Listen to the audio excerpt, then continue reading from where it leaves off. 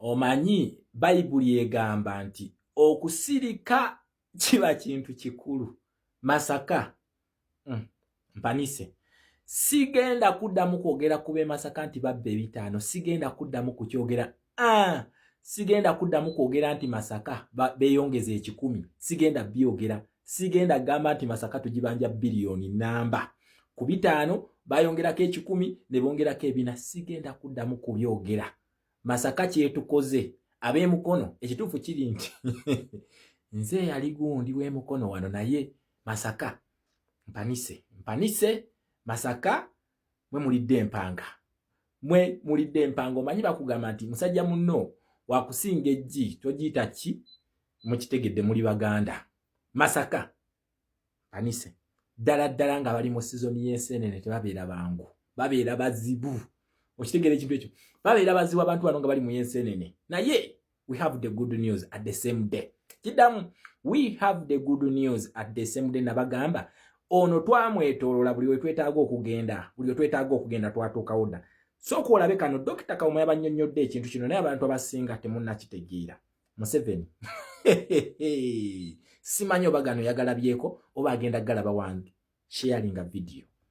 Bannayuganda mwenna era bannankyukakyuka mwenna luno olunaku lwe lubadde luggalawo General Assembly eya World Liberty Congress nga tuli wano mu Parliament ye Berlin mu ggwanga Germany. Nabagamba ono omusajja twamuggyako dda just kibulako bannayuganda kukola activities 2 ze mulina ziri 2 ogenda kalonda senga akabba kukabanja then the rest is going to be history. Kiddamu ebisigadde bigenda kubeera history. Summit eyo oba World Liberty Congress abantu abasinga temugimanyi. World Liberty Congress ekibiina kino kyatandikibwa ng'ennaku z'omwezi 12 omwezi gwa November omwaka gwa 2022 mu ggwanga lya United States of America. Kati gundi eno gye mulaba eyo World Liberty Congress erina ba members bangi nnyo ate neno nayo eyagala okufaananako OAS eri His Excellency Kyagulanyi gye yali ba activists abaagala okufuuka ba president engeri gye bakola ki gye bajjamu naye eno gye bakuŋŋaanira imini mweri ya OAS okigera ne bakuŋŋaana then womala okufuna okwachivinga goal n'olyoka ofuuka ki member. Kati eno nayo balina ebigendererwa byayo ebyatandikibwa nakugamba eno yaba Democrats bano abantu abasinga babazanyisa naye nakugamba nti waliwo ekintu kye batazanyirako. So olukuŋŋaana twalubaddemu era Dr. Kawuma abadde akunnyonnyola foreign policy ya Uganda gye nakugamba nti foreign policy ya Uganda kusabiriza ye foreign policy ya Uganda ku nsi endala. Naye nze njagala nnyo nkubuulire ku eno gundi eyo World Liberty Congress naki kyegenda okukola Museveni senga azannya. World Liberty Congress eyo gye mulaba erimu ensi nnyingi era ng'essaawa eno ensi ze basinze okutunuulira ziri ensi kuliko Ukraine kuliko Venezuela kuliko Iran. Naye ate ojja mu Africa Uganda is the top priority. Kubanga Uganda eno nakugamba Uganda eyo yekyusa Africa. Okitegeera under democracy oba Democrats bano oba capitalist Uganda eyo yekyusa Africa. Kati gundi eyo eyina vision oba mission bagiyita 2050. Mission yayo bagiyita 2050. Mission eno egamba etya? Mission eno gye balina ya 2050 kagikutere waneno jaggisoma yeeyo. Era ekyaba forming ekintu nti baagala by 2050 nga ku globe yonna okwetoloola semazinga zonna nga tekuliko dictator n'omu. Era baneno mission yabe kulwanyisa kintu kye bayita authoritarian rulers. Authoritarian ruler nakugamba mu Uganda batufugira mu kintu kye bayita authoritarian rule whereby nti ono yakwata amaanyi gonna nagwe ojjawo Museveni ye Uganda, Museveni ye NRM ye buli kimu. So ekiyakola kati ekibinja kino kiri okulwanyisa bandi ba authoritarian rulers ekibinja ekyo. So essaawa eno simanyi NRM kino bwe kibaleka kyo simanyi muyinza okubirabanga ebyokusaaga naye ensonga eri serious. Dr. Kawuma yogedde ku ngeri ono gy'abadde ng'alimbalimbamu ne bamuwa ssente bye twabisoma dda organizations ennene kuba bagamba kawo nambe gagenda kufuna ssente endala okuva mu IMF ne World Bank kati katulayo woona azifuna. Katulayo woona azifuna nakugambye nti omusajja ono we tumutuusiza essaawa eno ayagala tubalaka Guinea Bissau. Guinea Bissau nalabye n'abantu abamu nga mucelebrate ng'amagye ga Guinea Bissau gabikoze. Temumanyi tteeke yabaddewo. Ono yennyini gyayagala okututwala mu Guinea Bissau eno yeewambidde mu kalulu bagenda kulonda. Ono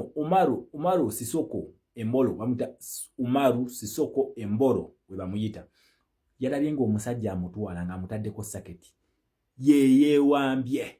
Sisoko yeyeewambye okitegeera ekintu ekyo nga tasobola kukola kikugumiikiriza pressure musajja gye badde akola gye badde amuteekako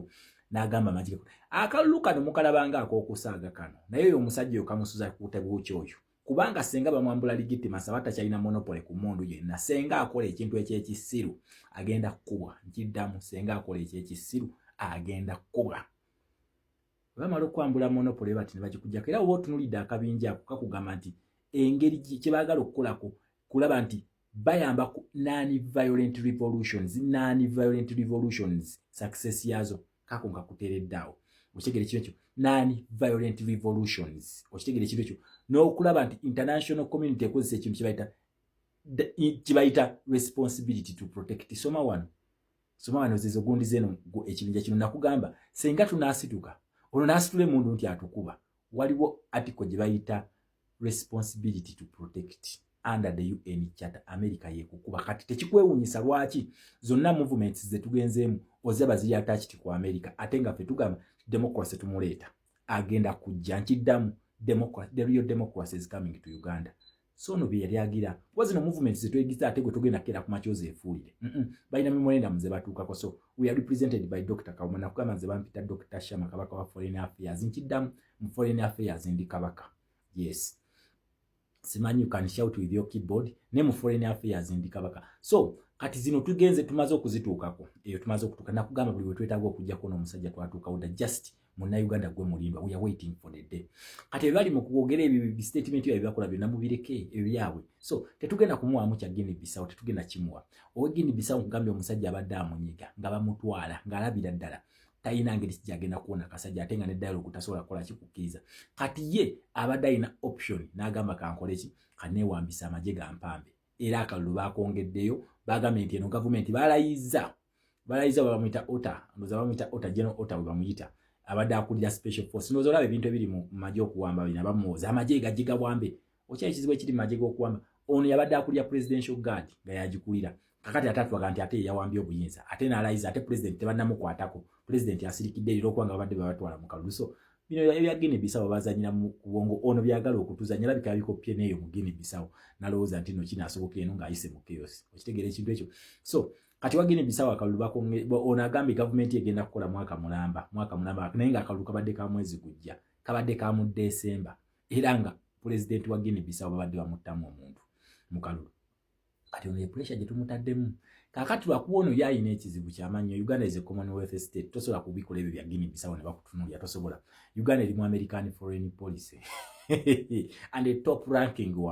one of the top ranking states American foreign policy kati tosobola gibikola ebyo so muna Uganda nyongera okujjukiza ensolo ku kizigo kweri we have reached every avenue to say then n'ekirala kyenjagala okumaliza nakyo waliwo abangambye nti watugamba ati ya gas tagenda kuba ate kakati akubye navuga atudiringa na dictator era nabagamba let us prepare for the worst to get the best okitegeera ekintu ekyo kati tia gas wabanga avuga ng'akususseeko nnyonnyo kyogenda okukola ki sigalayo mu kitanda kyo wansi weekwekeyo in fact yingira na mu kitanda wansi ne mu ddiiro tobeeramu kuba bayinza okukasuka kakanista awo ku mulyango ne kayingira mu ddiiro lyo kati genda mu kitanda wansi weekweke kweno stage wetuli si yabatiitiizi nkiddamu wembanga nakugamba nti tia gas n'amasasi tebijja kuvuga nga tudiringana na dictator nga gwe kyokyo wakulaminga era nga bulijjo kyomanyi badde nkusaba yingira ekitanda wansi obeereyo weekweke then wetunamala okununula fe abajjanga bye tulimu tubitegeera tumanyi ki kye tulwanyisa era nga tumanyira kirina okukola wetunamala okununula tujja kuyitayo mu kitanda wansi wabula ebistatement ebyekisiru mbikooye okitegedde ekintu ekyo so bistatement ebyekisiru temuddamu biteekawo ne president Masaka yabagambye tuyiye ku buno apo bwa Elon Musk agitegeeza Starlink yes ali Kenya musobola okutuweerezaako ku zi gadgets ezo ne tusobola okukola ki okutaapingamu ku mutwe ku Starlink eyo tusobole nga tutaapingamu kottereza obulamu ndowooza Elon Musk yalagasi yakugituwa egenda kukola nga Tanzania we yali kuba Tanzania nabagamba internet yagijjako amalo gijjako ne baswitchinga buli kimu ne bakifuna so kati sirowooza nti Elon Musk anagituwa kuba ndaba ebbanga liggwayo atanagiteeka natubulya gadgets wakuzijja so abali Kenya mukyasobola okutubeereramu ne musindikira abaana especially bannamawulire abatambula ne president ne mbaweereza ku ezo gadgets ne basobola okukola ki ne basobola okuconnectinga kyemanyi eyina